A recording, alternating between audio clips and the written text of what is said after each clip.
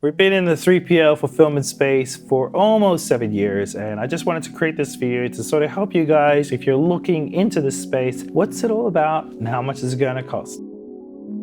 4 core areas that are usually found across each 3PL. The first one is the receivables cost. That's stuff coming into the warehouse. Receivables cost is one terminology. Another terminology is called inbounds. Storage costs. Pretty straightforward. It's the storage cost of your goods that had just been inbound or received into the warehouse, and then what the charges are going to be. Sometimes they'll do seasonal costings within certain periods of the year. Sometimes it's just a straight flat fee. Sometimes there's a discount ratio across the amount of goods you have. It's cheaper with more stuff. Each 3PL is a little different in models of how they've done that one.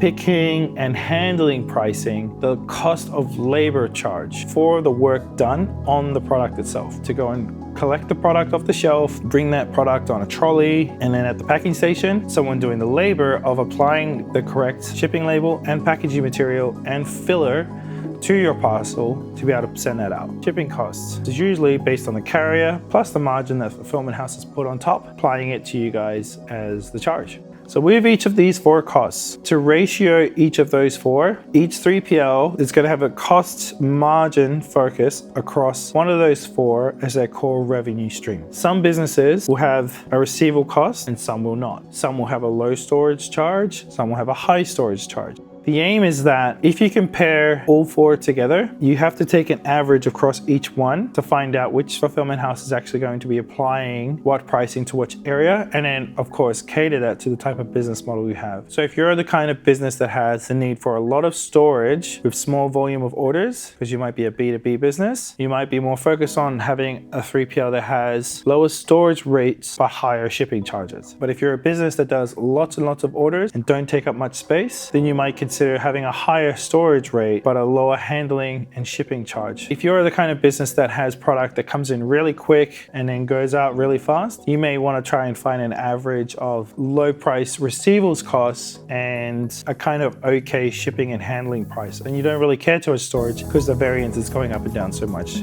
It's not as simple as just saying this fulfillment house is going to charge me this shipping rate and this fulfillment house is going to charge me this other shipping rate. Let's say there's a shoe company and the shoe company is looking at fulfillment house A and fulfillment house B. Fulfillment house A puts a low storage charge and a reasonable pick and handling charge, but quite a high shipping rate. Fulfillment house B has a high storage rate, but a very, very low handling cost and also charges nothing for the receivables. And then the shipping is also pretty low. It's all put in the storage revenue. This shoe company seasonally sells 6 months of the year, not selling anything. If all they took into account was the shipping charge, they might think, oh, B has a lower shipping charge, so therefore they might be better for B. But because 6 months of the year that stock's going to be sitting there, they're actually going to lose money based on the storage rate. So they would have been better to go with fulfillment house A higher shipping rate, but a lower storage charge. And that's kind of the examples you want to look at. You want to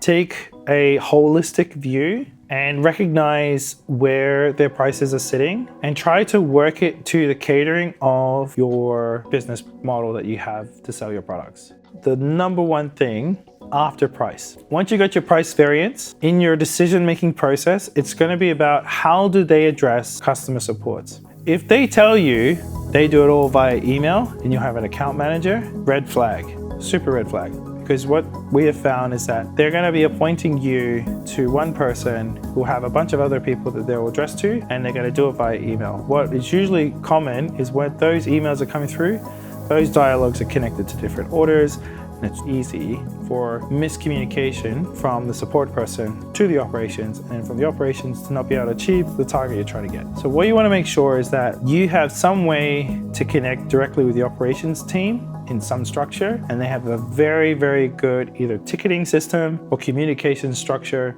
within their software so that you're able to have the control to remove the potential error costs that will be added to your total costs on running a fulfillment house. For example, they request that you have all of the barcodes on the boxes, and then you want to then send boxes to Amazon fulfillment house. They're the incorrect labels placed on the boxes, and then they send them to Amazon. Amazon has a big issue, and then they charge you for the error. I hope that this will give you some insights around what it would be like to work with a fulfillment house and cost. Now, I know I haven't put any physical numbers because this video will be out there for a while, so the cost today might be a little different from the day you watch this video.